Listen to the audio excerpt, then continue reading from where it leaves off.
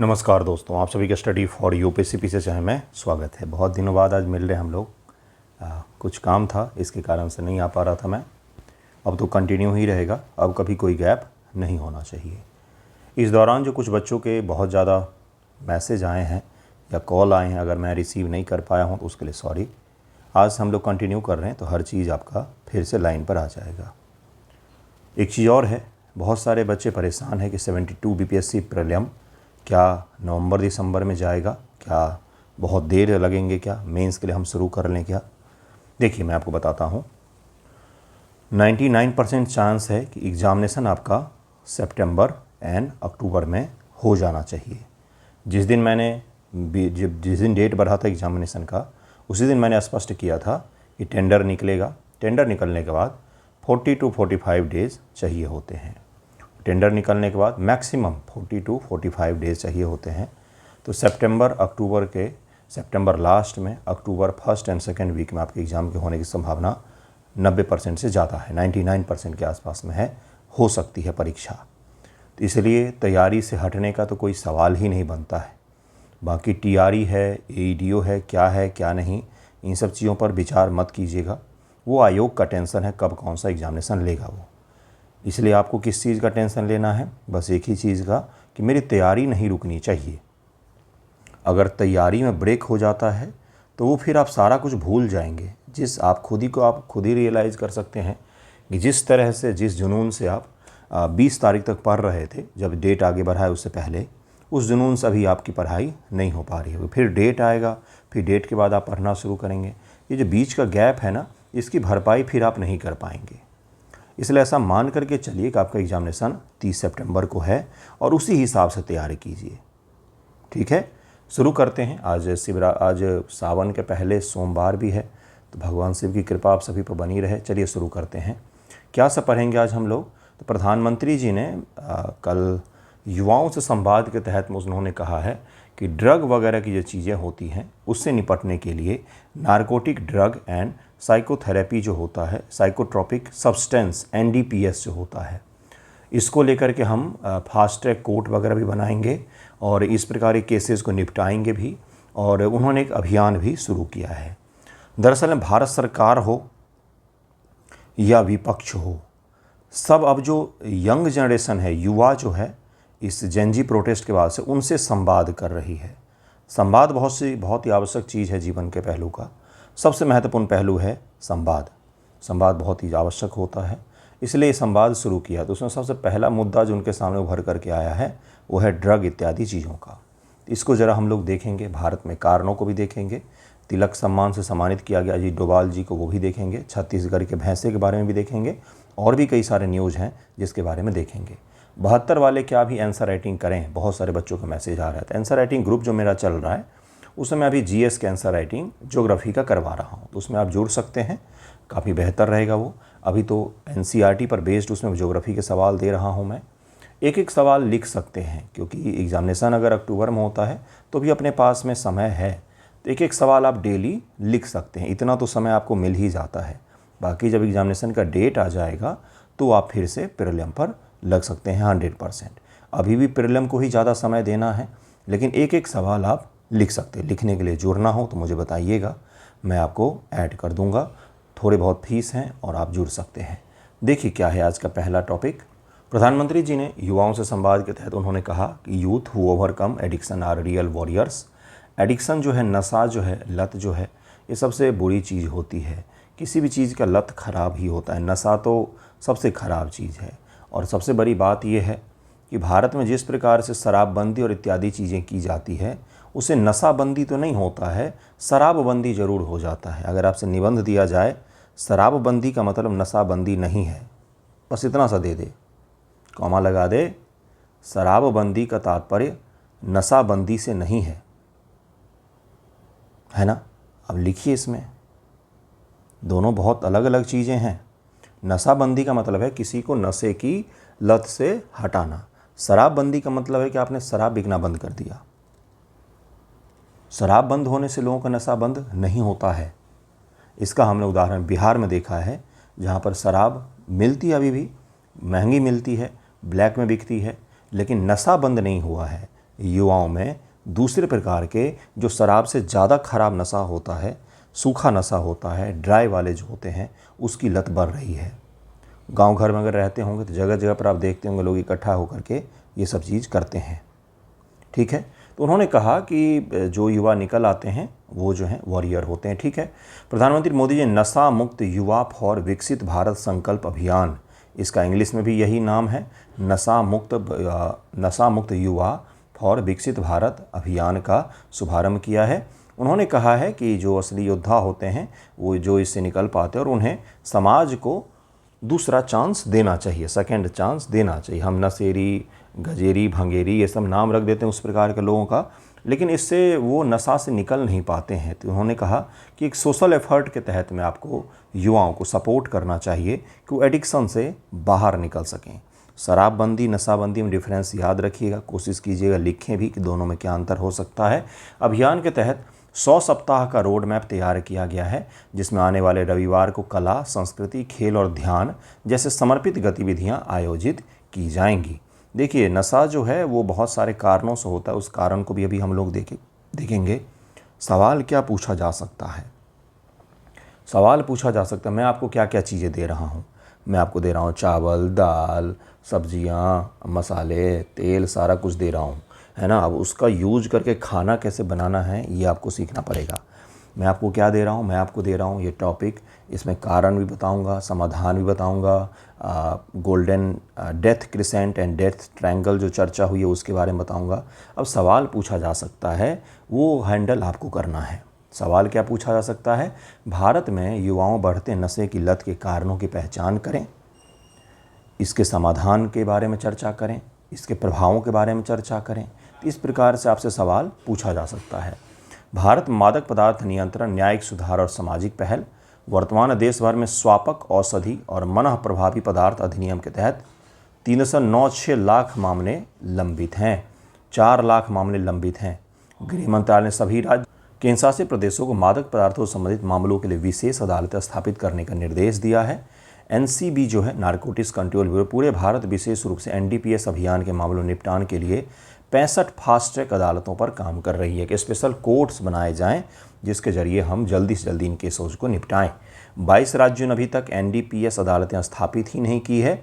22 राज्यों ने तो अभी तक इसकी ओर ध्यान भी नहीं दिया है। संगठित अपराध, ड्रग से संबंधित मामले अक्सर कई आरोपी और गवाह होते हैं, जिससे लंबी जीरा होती है। इसलिए नियमित अदालतों पर बोझ डालने के बजाय अतिरिक्त अदालत अगर हम स्थापित कर लें तो जो हमारी रेगुलर अदालतें हैं वो किसी और चीज़ के लिए काम कर लेंगे। अब ये डेटा दे रहा हूँ, वही जो मैंने आपको बताया कि मैं आपको मसाले दूंगा, सारी चीज़ें दूंगा, उसका उपयोग कैसे करना ये आपको सीखना है। अब इसका उपयोग निबंध में करें, इसका उपयोग आप जीएस में करें, इसका उपयोग आप इंटरव्यू में करें या कहीं और करें। पंजाब में 60,000 मामले लंबित हैं, यहाँ एक भी विशेष अदालत नहीं है। केरला 50,000, ओडिशा 70,000, तमिलनाडु 15,000, कर्नाटका 15,000, वेस्ट बंगाल 11,000 लंबित हैं, लेकिन यहाँ पर भी इस प्रकार की अदालतें नहीं हैं। राष्ट्रीय सुरक्षा जुड़ा हुआ यह मुद्दा है। दरअसल में ड्रग जो है ये एक ड्रग, मानव तस्करी, टेररिज्म, एक दूसरे को फंडिंग करते हैं, सपोर्ट भी करते हैं, एक दूसरे को फंड करते हैं, सपोर्ट भी करते हैं। अगर आपने धुरंधर प्रकार की मूवियाँ देखी होगी तो उसमें दिखाया है, और भारत में तमाम तरह की मूवी बनी है जिसमें इस तरह की चीज़ें दिखाई जाती है। ये सब एक दूसरे से जुड़े होते हैं। अमित शाह जी ने जून में नार्को कोऑर्डिनेशन सेंटर की बैठक में कहा कि भारत भौगोलिक रूप से death triangle and death crescent के बीच में स्थित है। मादक पदार्थों तस्करी और इत्यादि चीज़ें जो हैं ये नार्को टेररिज्म को बढ़ावा देती हैं। नार्को टेररिज्म क्या होता है? जो टेररिस्ट ऑर्गेनाइजेशन है इनको फंडिंग चाहिए, पैसा चाहिए, तभी कोई काम कर पाएगा भाई। तभी पैसे के लिए क्या करते हैं? मादक चीज़ों का, नशा का ये क्या करते हैं? व्यापार करते हैं, बेचते हैं, खरीदते हैं, पहुंचाते हैं दुश्मन देशों में। और देश के युवाओं को ख़राब करने के लिए भारत में हमारे पड़ोसी के द्वारा, प्रधानमंत्री जी के ये शब्द हैं, उन्होंने कहा कि पड़ोसी देशों के द्वारा हमारे देश में नशे की खेप को पहुंचाया जाता है, और जिसके ज़रिए देश के युवा हैं जो वो दूसरी ओर भटक जाते हैं। इससे हमारे जो हमें डेमोग्राफिक रूप से बढ़त मिली हुई है वो बढ़त किसी भी काम की नहीं रह जाती है। Death crescent and death triangle क्या है? इसको डेथ क्रिसेंट बोलते हैं। यहाँ पर अफीम का उत्पादन बहुत ज़्यादा होता है भाइयों बहनों, और उसी प्रकार से डेथ ट्रायंगल जो है वो यहाँ पर है। इसको गोल्डन क्रिसेंट बोलते थे पहले, लेकिन गोल्डन को सही शब्द दिया गया डेथ क्रिसेंट है ये, डेथ क्रिसेंट ही सही शब्द होगा। भारत की भौगोलिक स्थिति दुनिया के 2 सबसे बड़े अफीम और मादक पदार्थ उत्पादन क्षेत्रों के बीच में है।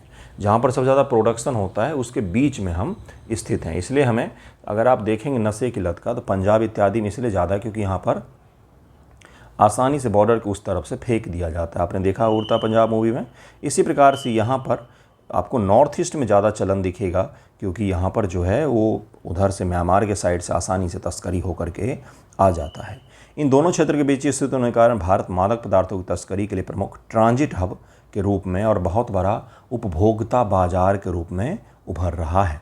डेथ क्रिसेंट जो है और गोल्डन क्रिसेंट जिसे कहा जाता है, इसमें 3 है, अफगानिस्तान, पाकिस्तान और ईरान। ये अफीम हेरोइन के उत्पादन के लिए कुख्यात है और तालिबान के द्वारा तो अफीम का उपयोग जो है अपनी इकॉनमी को बढ़ाने के लिए किया जा रहा है। अमेरिका के बहुत सारे जनरल जब अफगानिस्तान में वो काम कर रहे थे तो उन्होंने अफीम बेच कर बहुत सारे पैसे बनाए, है ना। इसी प्रकार से डेथ ट्रायंगल है। डेथ ट्रायंगल में कौन कौन सी देशें आती हैं, तो भारत के बगल में म्यांमार, लाओस और थाईलैंड आती हैं। ये क्षेत्र जो है यहाँ पर भी सिंथेटिक ड्रग और इन सब चीज़ों का बहुत बड़े स्तर पर प्रोडक्शन होता है। प्रोडक्शन जैसे ही होगा तो उसको एक्सपोर्ट भी करना है, तो भारत के नॉर्थ ईस्ट के इलाकों में युवाओं में इस चीज़ को ठेल दिया जाता है।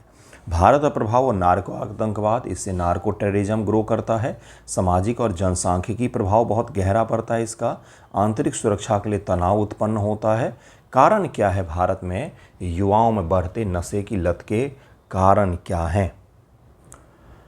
मैं ही अगर आपको निबंध दूं, युवाओं में नशे की बढ़ती लत डॉट कारण एंड समाधान, लिखिए। अब ये तो बहुत आसान टॉपिक हुआ, क्योंकि कारण मैं आपको बता रहा हूँ, मैं आपको समाधान भी बता रहा हूँ, प्रभाव अभी ऊपर मैंने बताया है। अपने इर्द गिर्द की चीज़ें तो देखते ही हैं, उसको शब्दों में ही तो ढालना है। क्या प्रमुख कारण होता है? भौगोलिक सुभेद्यता, जैसा कि अभी बताया हमने, गोल्डन ट्रायंगल, गोल्डन क्रिसेंट के कारण से हमारे यहाँ पर आसानी से उपलब्ध है। लेकिन क्या जहाँ पर आसानी से उपलब्ध नहीं है वहाँ पर ड्रग नहीं है क्या? अमेरिका में ड्रग नहीं है क्या? आपने ब्रेकिंग बैड सीरीज़ देखी है तो आप समझ सकते हैं किस प्रकार से ड्रग जिनको जहाँ पर जो चाहिए होता है उनको मिल ही जाता है, भले वहाँ पर भौगोलिक रूप से हो या ना हो। सहकर्मी दबाव और पॉप कल्चर, युवाओं में फोमो, जैसे अक्सर लोग 100% लोग जो हैं जो नशा शुरू करते हैं, अगर आप गुटखा खा रहे हैं तो आप भी इन्हीं में शामिल हैं, जिनके मुंह में गंदगी भरी रहती है। सिगरेट पी रहे तो आप भी इसी में शामिल हैं, अलग मत मानिएगा खुद को। फोमो कल्चर, पहली बार जब शुरू करते हैं ना, 4 दोस्त हैं, उसमें से एक पी रहा है तो लगता है कि कूल है ये चीज़, तो उसी में मैं भी क्यों ना बनूं, तो फॉलोअर बन जाते हैं। फिर जीवन भर फॉलोअर रहते हैं, वो फॉलोअर होते हैं, लीडर नहीं बन पाते हैं फिर वो। तो मैं पीछे न छूट जाऊं, फियर ऑफ मिसिंग आउट, मतलब मैं पीछे न छूट जाऊं। दोस्तों का दबाव, फिल्म, संगीत, नशे के महिमा मंडन के कारण से यह ट्रेंड बन गया। आपने भी देखा होगा नशे का महिमा मंडन किया जाता है। मानसिक तनाव, बेरोजगारी और अलगाव, ये एक बहुत बड़ा कारण है जिसके कारण से ये चीज़ें होती हैं। पारिवारिक संवाद की कमी, ये सोशल इशू में बहुत बड़ा मुद्दा बन गया है। एक ही घर में रह रहे हैं लेकिन आपस में बातचीत ही नहीं होती है, बाकी पूरी दुनिया से बातचीत हो रही है। डार्क वेब और सिंथेटिक ड्रग जो है, जिसके कारण से घरों तक पहुंच रहा है, स्कूलों के बाहर भी बिक रहे हैं। समाधान क्या हो सकता है? न्यायिक और संस्थागत सुधार करना पड़ेगा हमें। सीमा तटीय सुरक्षा का आधुनिकीकरण करना पड़ेगा। सामुदायिक जागरूकता हमें लाना पड़ेगा। पुनर्वास और सहानुभूतिपूर्वक दृष्टिकोण हमें अपनाना पड़ेगा। एक इमोशनल टच की आवश्यकता है समाज को, जहाँ पर इस तरह की चीज़ें होती हैं। जब किसी भी समाज में क्राइम बहुत ज़्यादा हो जाता है, जस्टिस कम हो जाता है, न्याय कम हो जाता है, अपने सामने ख़राब चीज़ों को देखेंगे तो इसलिए लोग इसकी तरफ में मुड़ जाते हैं। या तो पॉप कल्चर वाला समाज जहाँ सब कुछ सही है वहाँ पर भी मुड़ जाते हैं, क्योंकि उनके जीवन कुछ करने को है नहीं, है ना। तो इसको ज़रूर याद रखिएगा। मैंने सभी चीज़ों को कंप्लीट किया है, इसको ज़रूर ध्यान में रखें। नेक्स्ट टॉपिक पर हम लोग चलते हैं जो काफ़ी महत्वपूर्ण है। नेक्स्ट टॉपिक है छत्तीसगढ़ में जंगली भैंसे के बारे में। इनको विलुप्त होने से बचाने के लिए असम से कुछ छत्तीसगढ़ को भैंसा को लाया जाएगा, ठीक है। असम से छत्तीसगढ़ लाया जाएगा कुछ भैंसों को। छत्तीसगढ़ वन विभाग विलुप्त होने के कगार पर खड़े अपने राज्य पशु स्टेट एनिमल है उनका जंगली भैंसा को बचाने के लिए असम से उनका स्थानांतरण करने की योजना बना रही है। मध्य भारत में बची हुई जंगली भैंसों की अंतिम जीवित आबादी है, सबसे लास्ट हैं जो जीवित हैं, last surviving population of wild buffaloes in central India. और सबसे बड़ी चीज़ है वाइल्ड बफेलो बहुत ख़तरनाक होते हैं, बहुत ज़्यादा ब्रूटल हो जाते हैं कभी कभार और झुंड में रहना पसंद करते हैं। एशियाटिक जंगली भैंसे के बारे में, एशियाटिक जंगली भैंस दुनिया का सबसे बड़ा जंगली गोवंशीय है, बोवाइन जानवर है। वैश्विक जंगली जल भैंसों की 90% से अधिक आबादी भारत में ही रह रही है। इनमें से अधिकांश असम में पाई जाती, जबकि छोटी आबादी मेघालय, छत्तीसगढ़, महाराष्ट्र के कोलामारका जंगलों में भी मौजूद है। संरक्षण की स्थिति क्या है? IUCN में एंडेंजर्ड है, ये IUCN रेड लिस्ट में एंडेंजर्ड में है। वन्यजीव संरक्षण वन में शामिल है, शेड्यूल 1 में। इनको टच भी करोगे तो फिर केस हो जाएगा आपके ऊपर में। आबादी में गिरावट के और प्रमुख खतरे क्या हैं? कभी मध्य भारत, छत्तीसगढ़, महाराष्ट्र, MP, उड़ीसा, झारखंड, तेलंगाना में बड़े पैमाने पर पाए जाने वाले जानवर अब केवल छत्तीसगढ़, महाराष्ट्र के छोटे झुंडों तक सीमित हैं, छोटे छोटे झुंड में बस मौजूद हैं। 2005 की wild life trust of India report में छत्तीसगढ़ में 39 से 47 जंगली भैंसों का अनुमान है, लेकिन अब इनका अनुमान है कि 12 से 16 मात्र रह गए हैं। सोचिए, जिनका हजार का झुंड होता था वो ख़त्म होकर के कितनी कम मात्रा में रह गए, बाकी कहाँ गए? तो बाकी ख़त्म हो गए। क्या कारण है? अवैध शिकार, सिकुड़ता आवास, फसल बर्बाद करने के कारण ग्रामीणों द्वारा प्रतिशोधात्मक हत्या। जंगली भैंसे ने या नीलगाय ने मेरा फसल बर्बाद किया था, मैं नीलगाय को मार दूंगा। जैसे नीलगाय को पता हो कि फलाने का ये रजिस्ट्री किया हुआ ज़मीन और खेत है, आज रात में इसको बर्बाद करना है। जानवर अबोध होते हैं, उनके लिए पृथ्वी पहले एक जैसी थी, आज भी उनके लिए वैसी ही है। हम इंसानों ने पृथ्वी को बांट कर अपने खेत और घर बना लिए हैं, इसलिए उनको नहीं पता है। अगर वो फसल खा भी लेते हैं, मुझे पता है बहुत नुकसान हो जाता है, तो भी उनको मारना कहाँ तक जस्टिस है ना। घरेलू भैंसों के साथ संभोग मौत के प्रमुख कारण हो रहे हैं, जिसके कारण से बहुत सारे स्तर पर इनकी संख्या जो है वो कम हो गई है। संरक्षण कार्य योजना और पहल। नवीनतम योजना के तहत असम से स्थानांतरित जंगली भैंसों को पामेर वन्यजीव अभयारण्य, ये असम में है, उदंती सीता नदी टाइगर रिजर्व और इंद्रावती टाइगर रिजर्व के विशेष बारे में ये जो 3 हैं, इन तीनों में पामेर वन्यजीव, ये भी छत्तीसगढ़ में है, इंद्रावती नदी भी है, सीता नदी टाइगर रिजर्व, इन तीनों में उदंती सीता नदी, इंद्रावती टाइगर रिजर्व और पामेर वन्यजीव अभयारण्य, इन तीनों में रखा जाएगा। एक व्यापक पंचसूत्रीय कार्य योजना तैयार की गई है, जिसके तहत इनका संरक्षण फिर से किया जाएगा और बाकी सारे संगठन भी इसमें मदद कर रहे हैं, जिससे इनकी आबादी जो है वो बढ़ जाए। नेक्स्ट टॉपिक है big contribution in foreign policy. सही पढ़ रहा हूँ मैं? हाँ यार, वही लिखा हुआ अंग्रेजी में। Big contribution in foreign policy Shah Lokmanya Tilak award ने डोवाल जी को दिया गया है। डोवाल जी को, अजीत डोवाल जी को विदेश, हमारे गृह मंत्री जी ने अवार्ड दिया है विदेश नीति में उनके योगदान के लिए। वो नेशनल सिक्योरिटी एडवाइज़र हैं और काफ़ी लंबे समय से हैं, जब से मोदी जी गवर्नमेंट आई है तब से हैं, और उनको सम्मानित किया गया है। केंद्रीय गृह मंत्री अमित शाह ने शनिवार को पुणे में राष्ट्रीय सुरक्षा सलाहकार अजीत डोवाल को लोकमान्य तिलक राष्ट्रीय पुरस्कार 2026 से सम्मानित किया है। कहाँ पर किया है तो ये भी ध्यान में रखिएगा, पुणे में किया है, और पुरस्कार क्या है, किसने सम्मानित किया है, ये भी याद रखना है। इसमें कौन कौन मौजूद थे? तो बहुत सारे लोग थे। चलिए आगे बढ़ते हैं। विदेश नीति में डोवाल के योगदान के लिए उनको प्रदान किया गया है, बहुत बड़ी भूमिका है। उन्होंने कहा कि इन्होंने विदेश नीति को मजबूत किया है, रीढ़ हैं ये विदेश नीति के हमारे। ये क्यों नाराज़ हो गए? चलिए ऊपर चलते हैं। लोकमान्य तिलक के विचार और वर्तमान प्रासंगिकता। अमित शाह ने याद दिलाया कि लोकमान्य तिलक जो थे काफ़ी महान थे, और 1 अगस्त को क्यों दिया जाता है? इसलिए दिया जाता है कि 1 अगस्त को ही लोकमान्य तिलक जी की मृत्यु हो गई थी। जब भारत में असहयोग आंदोलन शुरू होने वाला था, उसी के दौरान जिस दिन शुरू होने वाला था, प्रथम दिन ही लोकमान्य तिलक की मृत्यु हो गई थी। तिलक को भारत में राष्ट्रवाद का जन्मदाता आप कह सकते हैं। बहुत बड़े स्तर पर इन्होंने राष्ट्रवाद को भारत में प्रमोट किया था। सांस्कृतिक राष्ट्रवाद के लिए आप कह सकते हैं शिवाजी महोत्सव, गणेश महोत्सव जैसी चीज़ें जो हैं इनके द्वारा ही शुरू किया गया, जिससे भारत जो है सांस्कृतिक रूप से कम एक हो सके। लोकमान्य तिलक पुरस्कार 1983 से तिलक स्मारक मंदिर ट्रस्ट पुणे द्वारा दिया जाता है। यह पुरस्कार प्रतिवर्ष 1 अगस्त को प्रदान किया जाता है। स्वतंत्रता सेनानी लोकमान्य बाल गंगाधर तिलक की पुण्यतिथि का यह दिन है जिस दिन यह पुरस्कार दिया जाता है। यह पुरस्कार उन व्यक्तियों को दिया जाता है जिन्होंने देश की विकास प्रगति में असाधारण और बहुत ही उत्कृष्ट योगदान दिया है। अजीत डोभाल जी को तो आप जानते ही हैं, उन्होंने काफ़ी लंबा काम किया है। केरला कैडर के IPS अफसर बने थे, बाद में इंटेलिजेंस ब्यूरो में काम किया, नॉर्थ ईस्ट में काम किया, और जैसा ही कि कहानियों में कहा जाता है, पता नहीं प्रमाणिक है, सही है, गलत है, उन्होंने भी कहा है कई बार, तो उसके तहत उन्होंने विदेशों में भी काम किया है। तो ये अलग अलग क्षेत्रों में उन्होंने बहुत बेहतर काम किया है। फिलहाल में वो कई वर्षों से भारत के राष्ट्रीय सुरक्षा सलाहकार के पद पर काम कर रहे हैं। इस पुरस्कार के तहत प्राप्तकर्ताओं को एक प्रशस्ति पत्र, एक स्मृति चिन्ह, 1 लाख रुपए की नगद राशि प्रदान की जाती है। अब तक भारत के कई दिग्गजों को इस सम्मान से नवाजा जा चुका है। इसे समाजवादी नेता SM जोशी पहले प्राप्तकर्ता हैं। इंदिरा गांधी, वाजपेयी जी, डॉक्टर मनमोहन सिंह, प्रणब मुखर्जी, NR नारायण मूर्ति जैसे लोग शामिल हैं। वैज्ञानिक क्षेत्र में missile women doctor Tessy Thomas को, सीरम इंस्टीट्यूट के संस्थापक डॉक्टर साइरस पूनावाला को यह पुरस्कार दिया जा चुका है।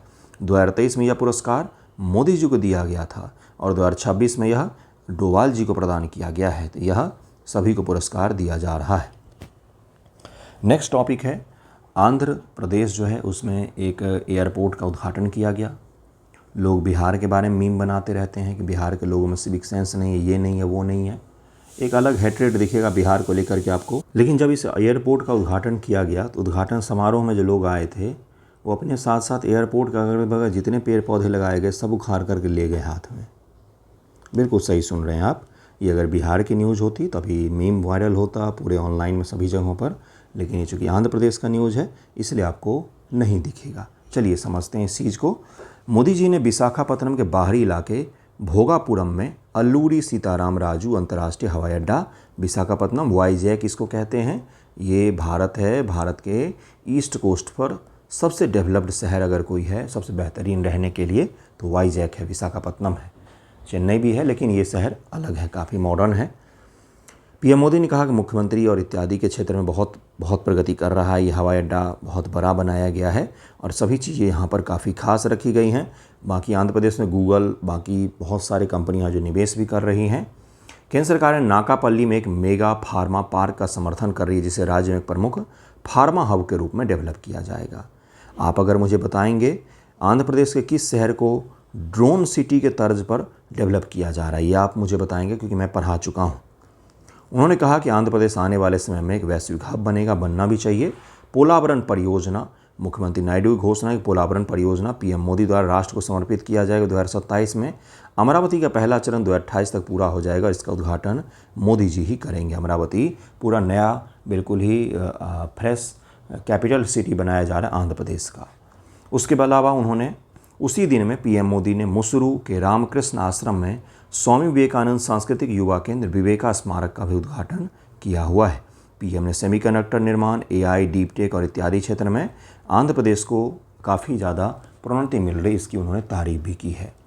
अब जरा अल्लारी सीताराम राजू के बारे में समझेंगे। इस हवाई अड्डे के बारे में तो नहीं पूछा जाएगा आपसे कि कितना एकड़ में है क्या नहीं है।